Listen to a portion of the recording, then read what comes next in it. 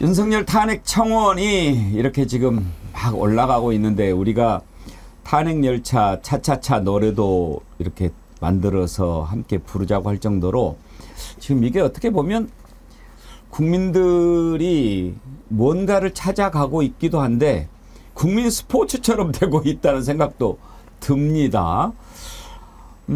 정청래 국회 법사위원장이 그런 얘기를 했던데 한번 들어보실까요? 탄핵 서명 접속이 원활했다면 이미 100만을 넘어 200만, 300만, 400만, 500만을 넘어섰을 겁니다. 이것이 윤석열 정권 국민의힘을 심판하자는 국민의 목소리입니다. 이제 윤석열 대통령 탄핵이라는 용어는 국민 스포츠가 되어가고 있습니다.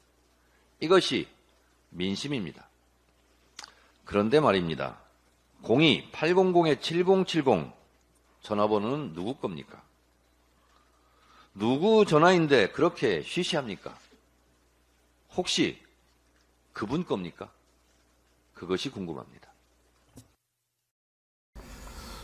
그것이 알고 싶다를 패러디한 것 같은데요. 그런데 말입니다. 장희미 변호사님. 네. 탄핵 청원 100만, 200만 이렇게 향해 달려가는데 국민들이 어떻게 좀 그 숨 쉴 공간을 찾은 느낌? 그런 게 좀 있어 보입니다. 그렇죠. 그런데 제가 이 국민의힘 분들 이야기를 들을 기회가 있는데 일고의 가치도 없다라고 폄훼하는 걸 보고 상당히 놀랐어요. 또 다른 분은 이거 뭐 강성 지지층들이 표몰이하는 거다 이렇게 이야기를 하는데 그렇지 않습니다. 실명 인증하려고 대기를 타고 있어요. 국민들이. 제 주변에 윤석열 대통령 찍었던 분들 많이 계십니다. 그러니까 당선이 됐겠죠. 근데 왜 아직 이러고 있느냐라고 이야기하는 분들 있어요. 제가 아는 분은 식당에서 80 이상이 되신 한 노인분이 굉장히 이제 보수적인 성향으로 보였는데 왜 이 정부가 김건희 여사를 그대로 애워싸고 내놓지 않아서 이 위기를 자초하냐고 술 드시는 자리에서 막 큰 소리를 내더랍니다. 이런 게 이 수치로 드러나는 거예요. 저희 화면 우측 상단에 제가 정말 너무 놀라운 게 눈 깜짝할 사이에, 왜냐면 제가 숫자를 기재해놨거든요. 100만, 9만 3천 분. 지금 300분이 더 잠깐 그 몇 초 보는 사이에 늘어나셨는데요. 이게 엄중한 민심의 경고입니다. 이 빨간불을 그냥 넘기고 아무것도 하지 않고 폄훼하고 무게감을 전혀 느끼지 못한다면 정말 위험해질 수 있을 겁니다. 안진걸 소장님, 지금 네. 저 숫자가 보통 의미가 있는 게 아닌 게 옛날에 청와대 국민청원은 SNS 인증만 하면 바로 할 수 있었잖아요. 네. 청와대 청원은요. 일단 요즘에 많이 그 NGO들이 하는 구글 청원이 있습니다. 구글 폼인데 김태우 총장님도 고개 끄덕이시는데 그건 클릭하고 들어가면 이름, 자기가 사는 동, 그다음에 개인정보 제공 끝. 그래서 1분이 안 걸려요. 사실 개인 인증도 제대로 안 되는 거죠. 근데 청와대 청원은 SNS 청원이어가지고 제 기억으로 카카오, 네이버, 페이스북 셋 중에 하나를 이용하면 본인이 지금 카카오톡 하고 있잖아. 로그인 상태잖아. 바로 들어가져요. 그리고 이 세 개니까 1인당 3번씩 추가로 청원이 됩니다. 그래서 허수 논란도 일부 있었습니다. 근데 지금 이 국회 청원을 여러분 해보시면 다 알겠지만 지금 저 위에 수치를 보여주는 게 탄핵멍 사이트거든요. 불멍처럼 탄핵을 보면서 멍하니 잠들고 멍하니 시간 보내라는 건데 저도 어제 그제 탄핵멍하면서 잠이 들었는데 아주 기분 좋아요. 아유 계속 올라가네. 쭉쭉 올라가라. 아유 스르 잠이 들었더라고요. 그리고 거기 보면 200만 달성 예상 기한 알려줘. 지금 현재 7월 13일 오전으로 와 있어요. 그러면 7월 20일까지면 300만까지도 간다는 건데 거기에다가 대기 인원이 몇 명인지도 보여줘요. 이제 계속 진화해가지고 이 탄핵문 사이트가. 현재 국회 청원 접속 대기 인원이 8,000명이라 나와 있어요. 무서운 일이죠. 그전에 뭐 2만 명, 3만 명 대기했는데 그렇게 2시간, 3시간씩 대기해서 들어가셔가지고 이름, 주민등록번호, 핸드폰 회사 지정한 다음에 클릭하면 자기 문자로 또 들어가가지고 6개의 인증을 번호를 받아가지고 또 6개 인증번호를 정확히 입력해야 돼요. 저는 실수도 막아고 그랬어요. 그 지난한 과정을 거친 겁니다. 거기다 우리 국민들이 개인정보 제공이 지금 질려버렸거든요. 날마다 불법 스팸 문자 오고 정부 쪽에서 뚫린 거라는 의심도 있어요. 왜냐하면 온 국민이 지금 불법 스팸. 그래서 개인정보 제공, 그다음에 또 윤석열 정치검찰 정권이 해코지할 수도 있다고 생각하는 공무원들이나 기업가들 이런 분들은 진짜 목숨 걸고 한다는 말도 하거든요. 그렇게 해서 지금 110만 명이잖아요. 엄청난 숫자입니다. 근데 이게 지금 200만도 돌파한다는 거잖아요. 그러니까 이제 그 이야기 하더라고요. 뭐 민주당 다운들 다 시켰다. 민주당이나 김태원 총장이 있었던 야당에서 그동안 서명운동을요. 100만인 서명운동을 수백 번 했어요. 근데 100만이 된 것은 80주 유월항쟁급에는 100만이, 당원들 100만, 200만 아무리 지침 내도 서명 안 합니다. 바쁘고 귀찮고 또 개인정보 제공해야 되니까 또 내가 뭐 이것까지 뭐 논리로 안 하세요. 100만 명이 돌파하는 건 역사적으로 매우 드문 일입니다. 그것도 이렇게 철저한 개인 인증을 거치는 경우는 1인당 딱 하나만 되고요. 김철근 총장님께서는 저 탄핵 청원 100만 넘은 거 의미를 어떻게 평가하십니까? 이건 정치적 분기점으로 봐야 됩니다. 왜냐하면 이건 그 특정 정치인이나 정치 세력이 대통령 탄핵을 그 입에 올리는 게 굉장히 부담을 갖고 있습니다. 그래서 그런 것을 여러 가지로 고려하면 실제 나서기가 쉽지 않은 상황이었는데 지금 국민청원으로 국회 국민청원으로 일단 5만이 넘으면 해당 상임위로 그 넘어가게 돼 있어요. 지금 법사위에 가 있습니다. 이미 청원이 5만 명이 넘었기 때문에 그런 법사위에서 청원 소위가 있어요. 그 청원 소위에서 이건 반드시 다뤄야 될 문제가 되는 겁니다. 그래서 국회 법사위 상임위에서 대통령 탄핵에 대해서 공식적으로 회의를 하는 거예요. 그래서 의견을 내게 돼 있고 그다음에 청문 과정을 거칠 수가 있어요. 그래서 이런 법의 테두리 내에서 정치인과 각각의 정치 세력이 자기의 입장을 내지 않으면 안 되는 상황으로 강제돼 있다. 그런 상황으로 가 있기 때문에 이전에 정치적 수사로서 탄핵을 얘기하던 때하고는 한 단계 차원이 달라지는 상황이 됐다. 그래서 굉장히 이건 중대한 사안으로 판단을 해야 된다 이렇게 보여집니다. 근데 마치 그 터부시하거나 폄하하듯이 아이 그 뭐 민주당 당원들 강성 지지자들이 와서 하는 건데 뭐 200만 300만 가봐야 뭐 되겠어? 이런 식으로 터부시하고 본다는 것 자체는 대단히 민심을 읽지 못하는 공감 능력이 떨어지는 그런 정치 행태다 이렇게 보여집니다. 저는 굉장히 우려스러운 상황이거든요. 왜냐하면 이건 국회 법사위 청원 소위에서부터 시작을 해서 법사위 전체 회의까지 반드시 넘어올 사안이거든요. 당연히 다뤄야 될 일입니다. 이거 쉽게 보면 안 될 겁니다. 네.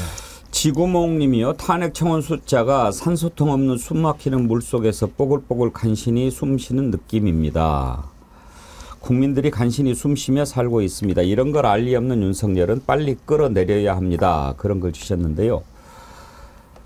저도 아까 양진걸 소장님 말씀하신 대로 어젠가요 윤석열 대통령이 하반기 경제정책 방향 및 역동경제 로드맵 발표하는 자리에서 25만 원 얘기를 하면서 1억 100억 얘기하는 거 보고 저 정신 나간 거 아닌가.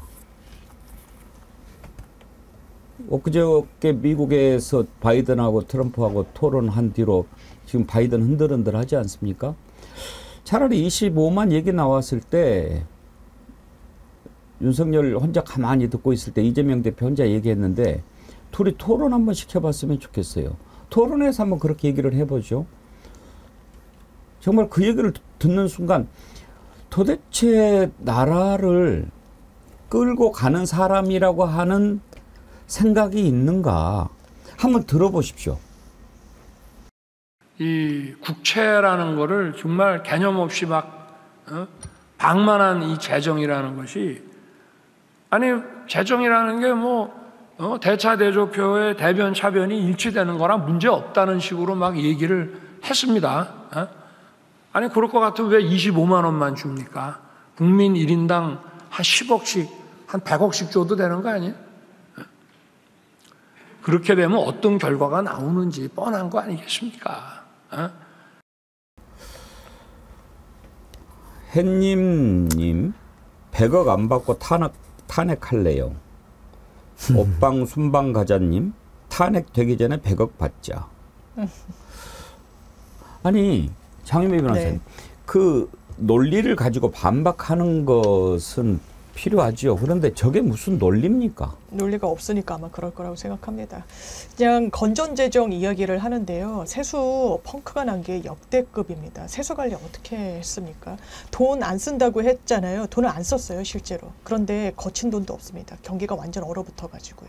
거기에 마중물 역할을 할 수 있도록 1인당 25만 원, 뭐 물가를 견인한다 어쩐다 하니까 그러면 제한적으로 사용할 수 있게 지역화폐 형식으로 주자는 게 그렇게 100억, 10억 조롱당할 일입니까? 논의조차 못할 일인가요? 재정 건정성 신주단지 떠벌듯이 해서 그래서 나라 국가 지켰습니까? 완전히 다 펑크가 나고 있는데 60조 이런 세수 결손 뭐라고 책임질 겁니까? 입으로 립서비스로 우리는 국간 지키려 했다. 그 말로 지킬 건가요?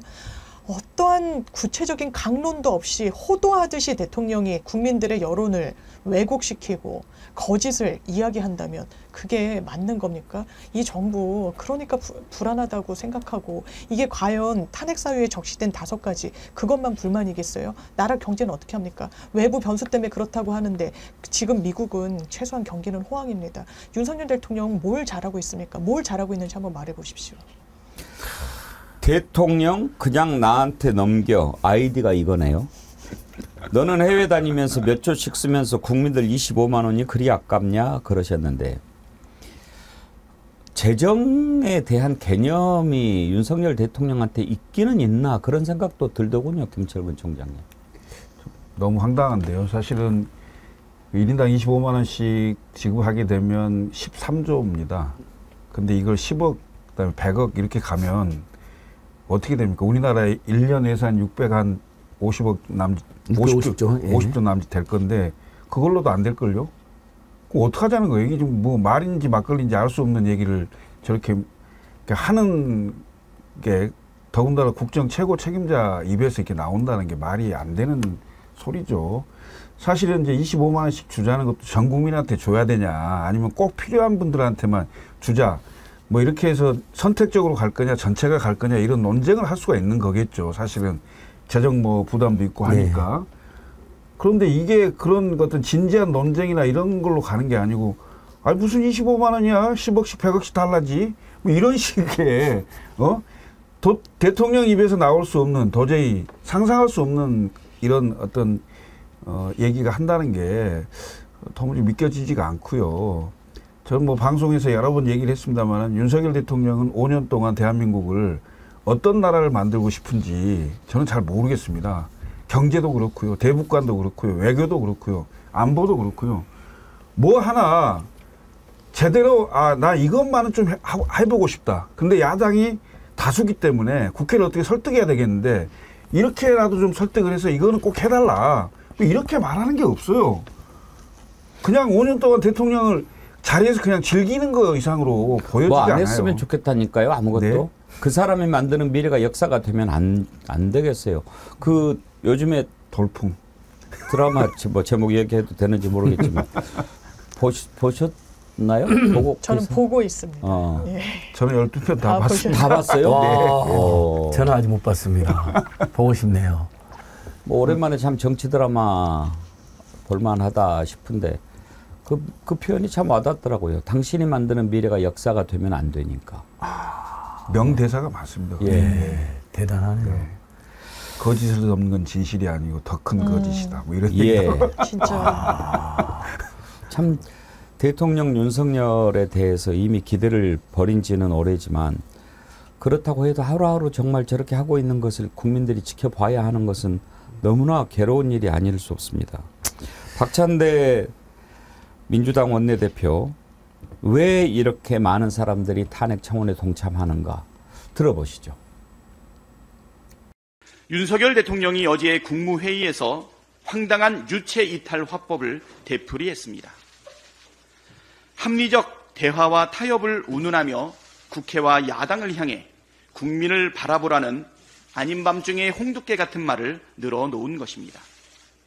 우리 국민께서 대통령의 말을 듣고 입은 삐뚤어져도 말은 똑바로 해라라는 속담부터 떠올리실 것 같습니다.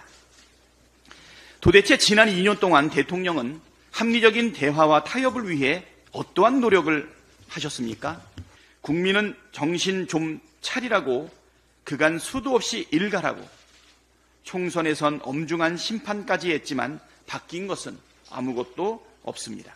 혼을 내고 회초리를 들어도 대통령이 요지부동 마이동풍이니 2주도 안 되는 짧은 기간에 100만 명이 탄핵 청원에 동참하는 것입니다.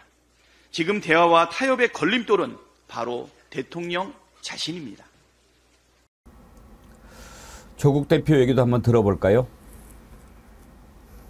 7년 전 박근혜 정권 탄핵 정국은 광장의 촛불로 시작됐습니다. 지금 촛불 집회 때보다 빠르게 온라인에 민심이 쌓여가는 형국입니다. 시중에 국민들이 탄핵이란 단어를 아무 거리낌 없이 사용하고 있습니다. 이를 두고 저를 비롯한 우리 혁신당의 언론 질문이 쇄도합니다. 100만 명 넘으면 어떻게 할 것이냐? 탄핵 추진을 선도할 예정이냐? 라고 묻습니다. 저는 이 질문을 받을 사람은 따로 있다고 봅니다. 바로 청원 대상자인 윤석열 대통령입니다. 기자 여러분께 요청합니다. 윤석열 대통령을 취재해 주십시오. 대통령 탄핵안에 동의하는 국민이 100만 명이 넘었다. 계속 늘고 있다. 윤 대통령 당신은 어떻게 할 것인가? 이렇게 물어주십시오. 그리고 답변을 받아 생생하게 국민께 전해주시길 바랍니다. 3년도, 석 달도, 3일도 길다는 국민이 먼저 시작한 청원입니다. 그러니 국민의 뜻을 받아 본인에게 물어봐야 하지 않겠습니까? 그렇게 물어봐야 될 언론이 어제 제가 한 종편을 보는데요. 그 코너에서 그런 얘기를 하더라고요. 이게 지금 이제 너무나 많은 청원이 폭주하니까 서버가 제대로 감당을 못해서 계속 대기 나오지 않습니까? 그렇게 해서 이제 사실은 정확하게 보려면 아까 정청래 의원도 얘기했지만 이게 원활했다면 이미 200만, 300만 넘었을 겁니다. 그런데 이게 접속이 생기니까 어떤 문제가 생겼냐? 어떤 뭐 환자의 무슨 치료를 뭐 하기 위한 청원을 하는데 그게 지금 2만 명이래요. 근데 5만 명이 넘어야 이제 회부가 되니까 그렇다고 해서 해답이 바로 나오는 것도 아니지만 아무튼 그분도 딱한 사정은 있겠죠. 그런데 이게 접속이 잘 안 되니까 2만 명에 머물러 있어서 5만 명을 못 채웠다. 이런 피해가 생기고 있다. 이런 보도를 하는 거예요.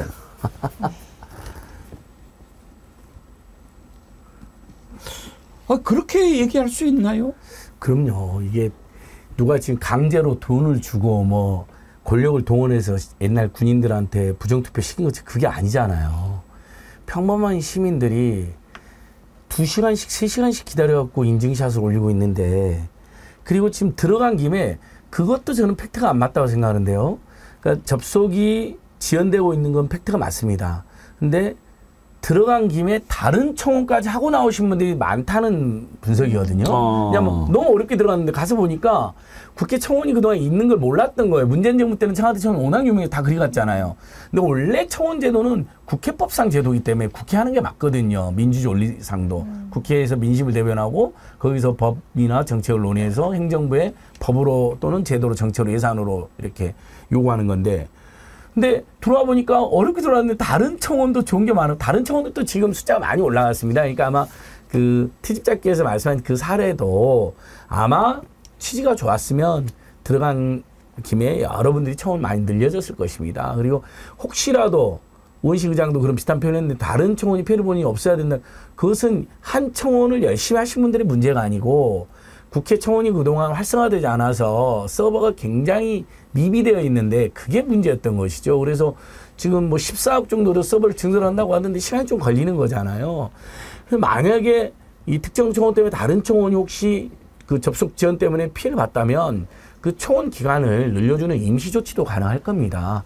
누구의 청원도 피해봐서 안 되는 건 맞습니다. 예. 하리님도요. 나는 어렵게 들어간 김에 다 동의하고 나왔어요. 네, 많이들 그렇게 이야기하시고 제가 국회 직원에 물어봤는데요. 다른 청원들도 조회수가 다 폭증했다고 하시더라고요. 지금 국회에서 예. 그거 서버 증설 작업을 하고 있다고 그러죠? 맞습니다. 예. 그럼 뭐 빨리 조치를 하면 그 시간은 좀 더 단축될 거로 보이고요. 지금까지는 이 국회 청원이 그렇게 국민들에게 알려져 있지 않았어요. 그 해당되는 그 단체나 뭐 또 관계자 이런 분들에게만 주로 많이 그 돼 있었던 거고 사실 이제 국회 청원은 온라인 아니고 오프라인으로도 청원을 할 수가 있거든요. 그래서 그게 이제 상임위에 가서 청원 소위를 거쳐서 상임위 전체회의에 그 넘어와서 제도나 예산, 법으로 이게 좀 반영이 되는 경우도 있거든요. 그런 건데 지금 역대급이죠. 내가 보기엔 국회 헌정사상 가장 많고 가장 짧은 시간에 예, 이 100만이 넘는 청원이 처음 같은데요. 그러니까 이렇게 그 폭주하는 상황이 생기니까 사실은 국회 청원이라는 게 국민들에게도 이제 각인이 되고 이걸 좀 활용해 봐야 되겠다 이런 생각도 들 거고 뭐 그런 차원에서 국회가 서버를 빨리 증설을 해줘야 되는 것도 맞고요. 그래서 저는 여러 가지로 국회 선진화에도 도움이 되는 상황이다 이렇게 보여집니다. 그전에 청와대 청원도 이제 많기는 했었는데요. 김영우님 오늘 새벽 2시 모기가 잠을 깨워서 일어난 김에 낮에 못했던 국회 청원 등록했습니다. 국민이 바로 서야 나라가 바로 서는 단계까지 왔네요. 덥고 습한 날입니다. 그런 걸 주셨고요. 파란 불꽃 아이디 리본 달기. 아이디가 이렇습니다. 탄핵의 생활화, 국정조사 일상화, 특검의 필수화. 그러셨습니다. 김재영님 오늘 또 정규방송 안 놓치려고 병원에서 물리치료하다가 한 가지 빼먹고 왔네요. 그러셨는데 예, 김재영님 감사합니다. 돌부처님 슈퍼챗 5만 원 보내시면서 안진걸 소장님 머리 예쁘게 자르세요 그러셨는데 또 머리 자르시라고 또 이렇게 슈퍼챗을 보내주셨네요. 예, 감사합니다. 이렇게 100만이 넘어가니까 이제 국민의힘에서는 전전긍긍이겠죠. 그런데 곽규택 의원이 그런 얘기를 해요. 그전에 문재인 탄핵 청원 140만 넘었다고. 그래요? 참 하나만 알고 둘은 모르는지 한쪽 눈만 보고 다른 쪽 눈은 안 보는지 부동시인지 잘 모르겠는데 그때 어땠습니까? 기억나지 않습니까? 문재인 탄핵 청원이 146만인가 되니까 곧바로 탄핵 반대가 150만 나오고 그러지 않았나요? 곽규택 의원 발언을 먼저 들어보시죠. 지난 문재인 정권에서도 청와대 국민청원에 140만 명이 넘는 국민이 문재인 대통령에 대해서 탄핵을 해야 한다 하는 청원을 했었죠. 탄핵 청원을 하는 것은 국민들의 자유입니다. 그렇지만 그 탄핵 사유가 없다는 것은 누가 봐도 지금 명백합니다. 다만 이런 국민 청원을 가지고 정치적인 수단, 정쟁의 수단으로 악용하고 있는 민주당의 행태에 대해서 개탄하지 않을 수 없습니다. 민심을 들으라는 얘기를 저렇게 해석을 합니다. 그때 당시에 146만인가요? 문재인 탄핵 청원이 올라왔지요. 그 표 보시면 이게 이제 청와대 청원이죠. 오히려 문재인 대통령 응원한다는 청원이 같은 날 보면 더 많아요. 맞습니다. 뭐 저런 식으로 그러니까 이 말을 하면 말을 들으려고 하지 않고 자꾸 엉뚱한 얘기를 하려고 하는 그런 거죠. 심지어 그때 당시 자유한국당 너네들 정당 없어졌으면 좋겠다는 청원은 180만 명을 넘어섰어요. 국회 만약에 서버가 지금 원활하다면 진작 민심이 어느 정도인지를 보여줬을 겁니다. 장유민 변호사님. 그렇죠. 저는 곽규택 수석 대변인이신가요? 개탄스럽다는 논평을 들으니까 그거야말로 개탄스럽습니다. 이것을 아무 무게로도 받아들이지 못하는구나. 보수 종편에서 왜 다른 청원에 정말 환자들 생명과 연관되는 거에 저해가 된다고 하겠습니까? 저는 속된 말로 쫄아서 그렇다고 생각합니다. 두려워서요. 무서우니까. 그러니까 이걸 지우고 싶은 거예요. 그러니까 문재인 대통령 그때도 146만 명이 탄핵에 찬성했다. 아까도 안진걸 소장님이 짚어주셨지만 청와대 청원 그 절차가 지금 그 국회 청원과는 대단히 그 복잡성이 다르죠. 간이하게 할 수 있었던 여건이 있었고 그 당시에는 제가 기억하기로는 우한 바이러스다 해서 이게 중국발 코로나 바이러스에 대한 우려가 있는데 왜 중국인들을 막지 않느냐라는 그런 문제의식에서 뭐랄까요. 그 당시에 현안 같은 게 있었던 거예요. 거기에 대한 불만이 문재인 대통령이라는 매개체로 폭발을 했던 겁니다. 그래서 그렇게 나왔던 건데 지금 바로 거기에 반대해서 아니다. 잘하고 있다. 그리고 역사가 지금 평가할 수 있는 거 아니에요? 이미 다 코로나 국면은 끝났으니까요. 우리나라가 방역체계는 최소한 굉장히 잘했다라는 거 아닙니까? 그런데 그것과 지금 윤석열 대통령에 대한 불만, 결이 달라요. 무게감이 다릅니다. 사람들이 왜 탄핵이란 말을, 원희룡 전 장관은 탄핵 시계가 돌아가고 있단 말을 하겠습니까? 왜냐하면 초읽기로 들어가고 있으니까요. 째깍째깍 간다라고 체감하고 있으니까요. 대통령이 바뀌지 않으면 국민들한테도 노인 선택지가 많지 않다라고 국민들이 절감하고 있는 거 아니겠습니까? 그런데 공당의 대변인이 지금 이런 자세로 민주당에 마치 정치 공약인 양 이야기를 하면 이 100만이 다 민주당원일까요? 절대 아닐 겁니다. 네. 다시 한 말씀 제가 또 확인했거든요. 그때 문재인 정부 청와대 청원 정말 국내에 인기 있었죠. 왜냐하면 그렇게 손쉽게 국내 목소리를 모으는 제도가 국민고충처리위원회라는 제도, 지금 국민권익위원회 있었지만 그래서 상당히 좀 국민들에 비해서 그걸 오프라인으로 주로 해야 되니까 어려웠는데 청와대에서 청원하고 20만 명 이상 답변했습니다. 근데 SNS 로그인이라는 게 있어가지고요. 우리 국민들이 자주 쓰는 SNS 계정이 이렇게 홈페이지에 딱 가면 떠 있습니다. 그래서 아무거나 클릭하면, 특히 이제 카카오톡으로 많이들 접속하셨는데 카카오톡이나 트위터, 페이스북으로 1인당 3회까지, 제가 지금도 확인했어요. 다시 한번 1인당 3회까지 중복 청원이 돼가지고 당시에도 허수 논란이 일부 있었습니다. 근데 그때 청와대에 왜 그걸 냅뒀냐? 국민들이 편안하게 의사표현하시라고 최대한 편을 봐주는데, 왜냐면 청와대 청원은 법적 청원이 아니거든요. 그래서 개인이 인증을 철저히 거친 다음에 딱 하나만 아는 국회 청원하고는 질적으로 다른 겁니다. 물론 저는 그럼에도 불구하고 초기에 코로나 대응에 대해서 문재인 정부에 대한 불만이 있던 국민들의 146만 목소리도 굉장히 귀중합니다. 그것도 당시 아마 문재인 정부에 쓴 약이 됐을 것이고, 그래서 코로나의 대응을 세계적으로 남에 잘했다는 평가를 받은 거잖아요. 물론 막판에 또 중소상공인 지원은 모자랐다는 지적을 받았지만, 그러니까 이 지금 110만, 이제 110만 되잖아요, 여러분. 이것도 윤석열 정부 인사나 국민의힘에서 이렇게 하면 됩니다. 아, 우리 정부에 대해서 비판하거나 실망하신 분들도 여론조사라든지 많이 확인하고 있고, 또 여당 내에서도 일부 순서를 우리가 듣고 있고, 그 다음에 실제로 굉장히 청원이 까다롭다고 들었는데 인증도 철저하고 110만이면 이건 정말 무게 있는 숫자로 본다. 국정을 혁신하고 또 국민들의 의견을 반영하기 위해서 노력해. 보통 청장님 이게 그 교본이잖아요. 요거 뭐 진보 정도 보수할 것 없이 그동안 다 이렇게 하잖아요. 어떤 국민들이 대규모 집회를 하거나 대규모 청원이 발생하면 답이 딱 정해져 있어요. 진지하게 이 상황을 보고 있고 반영하겠다. 근데 60만 돌파했을 때요. 그 한동훈 씨 대변이 그 5천만 국민에 비하면 60만 너무 적은 숫자라는 망발을 했어요. 뭐 이제 이게 뭐 민주당, 나경원 씨는 한술 더 개딸들이 지금 이거 그동안 야당들이 수백 번 청원했지만 100만 명 된 게 10번도 안 된다니까. 너무너무 서명이 어렵다니까. 우리 국민들이 서명하는 거 정말 힘들어한다니까요. 우리 정치 단면을 보여주는 건데요. 이게 어떤 사안이 생겨서 국민들이 분노하고 그러면 그거에 대해서 답을 해야 되잖아요. 근데 우리 말고 니네도 그랬잖아. 이렇게 상대를 끌어들이고 마치 김건희 막 얘기하니까 김정숙 여사 얘기하고 이런 식의 정치를 하면 이게 정치가 되겠냐고요.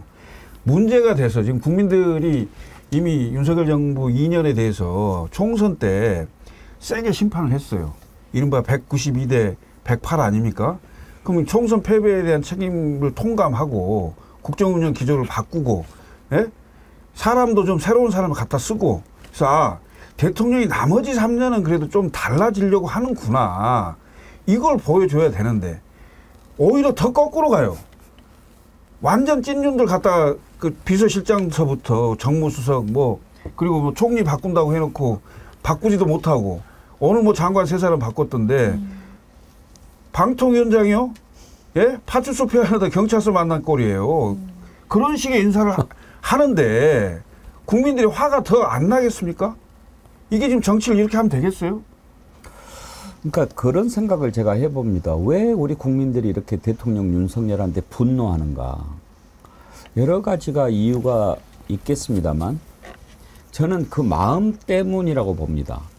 마음은 있는데 능력이 안 돼서 그렇게 못하는 사람들을 보면 국민들은 좀 측은한 마음이 들 수 있거든요. 아유 저놈아 그래도 마음은 좀 어떻게 해서든지 해보려고 하는데 참 모자란 놈을 뽑아놔서 우리가 이렇게 고생하는구나 라고 하면 어느 정도 이해하는 부분이 있을 수 있어요. 그런데 우리가 그동안 겪으면서 이 자는 완전히 마음밭이 나쁜 자구나. 국민을 생각하는 마음은 하나도 없는 자구나. 오로지 권력만을 쫓아가는 자구나. 국민들이 잘 사는 것에는 관심이 없고 오로지 권력만 하는 자구나라고 하는 것을 알아버린 거죠. 그래서 이제 더 이상 가면 안 되겠는데 그걸 멈추거나 어떻게 반성하거나 그러지 않고 더 나쁜 짓으로 더 큰 죄를 아까 거짓은 더 큰 거짓으로 덮는다고 그랬나요? 그런 짓을 하려고 하니까 국민들이 분노하는 거 아닌가. 지금요. 이런 걸 제가 가급적 소개 안 하려고 하는데 국민들의 분노가 어느 정도인지 김태성님. 오늘 밤 하늘에 구멍이 뚫려서 폭우가 내린다고 하는데 그 구멍이 용산에만 뚫려서 내리게 하소서. 최혜병 통안의 눈물이 용산에만 내리소서. 최순희님. 남편 항암 전문병원에 입원시키고 전주 가는 버스 속에서 언니 형부 병원 갈 때마다 고생하셔서 언양불고기 2세트 주문해 드리고 내려갑니다. 어느 지인이 윤통 안 보이게만 해주면 50억 재산 다 내놓고 싶다 합니다.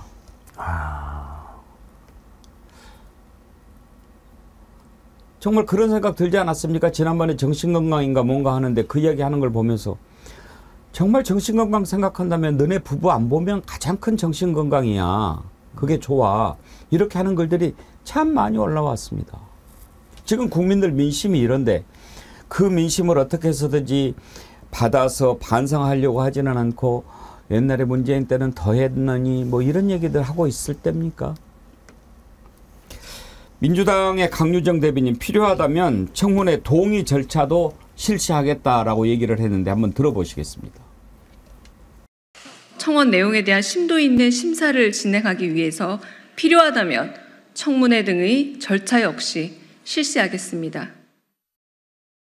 어떻게 실시할 수 있습니까, 장혜미 변호사님? 일단 아까 김철근 실장님이 소개해 주신 것처럼 이게 법안 입법 청원과 관련해서는 그 소위원회에서 논의를 하도록 되어 있는데 이게 본회의에 회부하거나 이런 절차는 아니지만 관련해 가지고 이제 청문회 형식으로 그 부분을 이제 논의를 국회 차원에서 할 수 있는데 다만 그렇다면 당사자 소환이 제일 관건인데 대통령을 부르는 것이 이제 현실적으로 어려울 거잖아요. 그래서 그 대리인이라고 할 수 있는 참모들과 관련해서 그 부분 탄핵과 관련해서 이러저러한 사유로 국민들의 열망이 이렇게 높은데 어떤 점검이 있느냐라는 부분을 물을 수는 있는데 아마 이제 중론은 대통령이든 대통령의 참모든 이런 상황에서의 출석은 거부하지 않겠느냐라는 게 중론인 것 같습니다.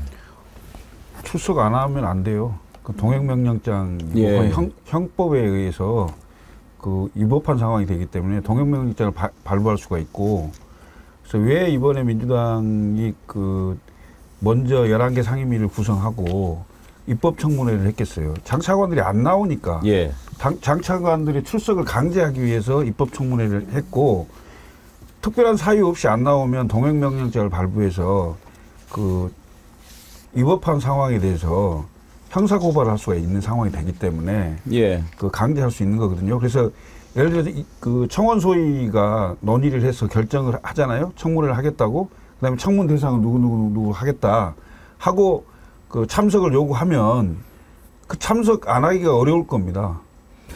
지금 청문회 동행명령장 발부할 수도 있는데 일단 국회 본회의나 상임위원회 국무위원들 안 나오고 지금 개기는 경우가 많잖아요. 정청래 의원이 만약에 앞으로 국회 불출석하면 국무위원들 최대 3년 징역형을 처할 수 있도록 하는 법안을 준비하고 있다라고 기사를 봤는데 안영걸 소장님 이렇게 해서라도 좀 본때를 보여줘야 되지 않겠습니까? 맞습니다. 원래 국회라는 게 우리가 사실은 5천만 국민이 다 국회에서 모여서 윤석열 탄핵안 논의합시다 이렇게 해야 되는데 그게 물리적으로 불가능하니까 아우라폴리스 시대가 아니기 때문에 이제 300명의 선량을 보내놓은 거잖아요. 거기서 국민을 대신해서 따지고 국민을 대신해 견제하고 국민에서 입법하고 정책하는 거거든요. 국무위원들은 거기에 나가는 건 어떤 일정보다 신성한 의무가 있는 겁니다. 그리고 나가서 성실히 답변할 의무까지 있습니다. 근데 안 나가고 설령 나가더라도 소리 지르고 오히려 옛날 한동훈 씨처럼 야당 의원들을 겁박하고 조롱하고 모욕 주고 이런 일이 지금 2년 넘게 지금 반복됐는데요.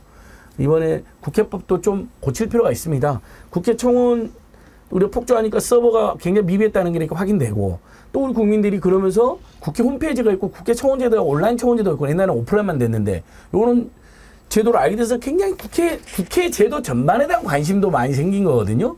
그리고 보니까 우린 청문회는 50 청문회 이런 거만 한 줄 알았는데 보니까 최상면 특검법 입법하기 전에 청문회도 할 수가 있고 탄핵도 바로 논의하는 줄 알았는데 탄핵에 대해서 최종 의결에 대해 사전 조사도 할 수 있다는 것들이 국회 제도가 다 이제 알려지잖아요. 이런 거 좀 국민들에게 더 알리고요. 국회 제도. 다양한 시민들의 어떤 목소리가 모아줄 수 있는 또 시민들의 대의를 대변할 수 있는 그러면서 그중에 미비했던 것을 이참에 또 국회법 개정도 다 추진하면 좋을 것 같습니다. 장유혜 변호사님 네. 지금 국회에서 상임위에 국무위원들 무단 불출석하면 어떻게 뭐 처벌해야 된다 이런 규정이 없죠? 증인 감정에 관한 법률상 일단 출석 의무가 있어서요. 그거를 형사 고발 조치하겠다라고 하는데 법적 의무라고 해서 근데 실질적으로 안 나오면 강제할 수 있는 청문회가 아니고 이게 상임위이기 때문에 일반 상임위 회의는 증언감정법의 대상도 아닐 그렇죠. 거예요. 상임위는. 네. 그래서 청문회하고 국정조사, 국정감사 네. 이 경우는 그 참석이 의무가 그러니까 증인으로 참석하는 겁니다. 예. 증인으로 부르기 때문에 안 나올 수가 없는 거죠. 근데 이거는 이제 일반 상임위에도 아예 안 나오고 그랬잖아요. 지금 행안위에 이상민 장관 처음에 했을 때 야당 단독으로 하니까 안 나와 버렸죠. 박성재 법무부 장관도 안 나와 버렸죠. 이런 식으로 이제 무시를 하는 거예요. 지금 이제 여야가 같이 하니까 그나마 출석을 해서 네네. 뭐 대응하고 뭐 그렇게 하는데 모태 민주님, 저는 83학번 정얼입니다. 국방의 의무를 다하고 납세의 의무를 다해온 지극히 평범한 정얼인데요. 이런 대통령, 이런 정부를 보지 못했습니다. 일하다 문득문득 화가 납니다. 치열하게 살아온 평범한 국민들을 뭘로 보는 걸까요? 우리 국민들의 수준은 이런 대통령을 인정할 수 없습니다. 우리나라 국격에 어울리지 않는 대통령입니다. 할 수 있는 일을 하겠습니다. 탄핵 청원한다고 그래서 바로 탄핵이 되는 건 아니겠습니다만 그래도 이게 민심이니까 국회는 그 민심을 받들어서 어떻게 하는 것이 가장 효과적으로 민심을 받드는 길인가 그 방법을 찾아야 할 것입니다.